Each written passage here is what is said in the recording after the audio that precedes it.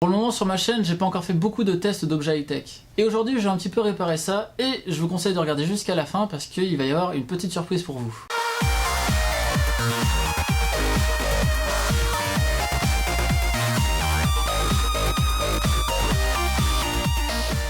Salut à tous, c'est Léo de la chaîne TechMaker et aujourd'hui on se retrouve pour un test de la Glory P1 Plus de chez Loomsing. Par souci de transparence, comme je l'avais expliqué sur une de mes précédentes vidéos, je précise que la marque m'a envoyé le produit gratuitement, mais pour autant ça n'empêche pas mon objectivité par rapport à ce dernier. La batterie aborde donc un design assez sobre, que ce soit noir et orange ou blanc et orange, l'orange sera toujours le liseré tout autour, et comporte un port de recharge de la batterie ainsi que 3 ports USB sur lesquels vous pouvez brancher vos différents périphériques, tels que des tablettes, des téléphones ou bien des enceintes Bluetooth par exemple.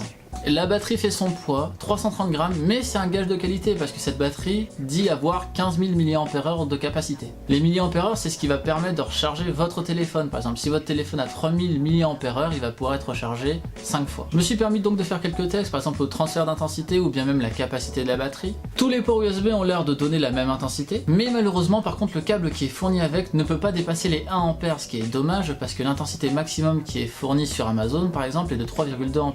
Je pense que ça aurait été intéressant d'avoir un câble de meilleure qualité pour se rendre compte de la vitesse de transfert de courant. Parce qu'effectivement le câble qui est fourni avec ne peut pas dépasser les 1 A.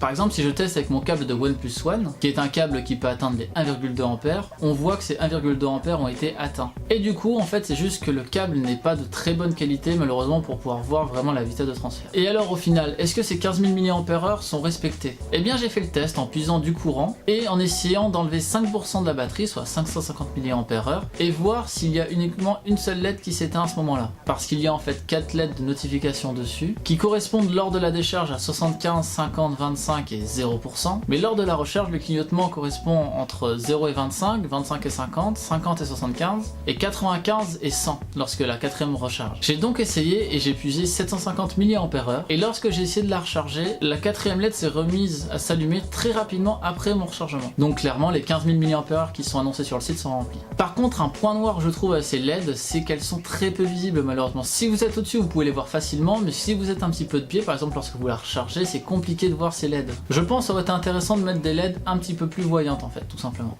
Et bien au final, qu'est-ce que je pense de ce produit? Et bien pour 24 €, cette batterie est très intéressante. En effet, les 15 000 mAh sont respectés, le design est assez sobre et la batterie n'est pas très épaisse, donc elle peut être transportée vraiment partout. Les 3 ports USB qui arrivent à la même vitesse de transfert d'intensité est intéressant, c'est-à-dire qu'il n'y a pas de port USB qui est plus puissant que l'autre. Donc si vous rechargez par exemple plusieurs outils, ils seront rechargés tous les 3 à la même vitesse. Et aussi le bouton on-off pour savoir à quelle plage de pourcentage la batterie est actuellement. Un autre bon point est qu'il y a aussi un manuel et une version française existe dans ce manuel. Malheureusement à certains moments c'est du Google Trad.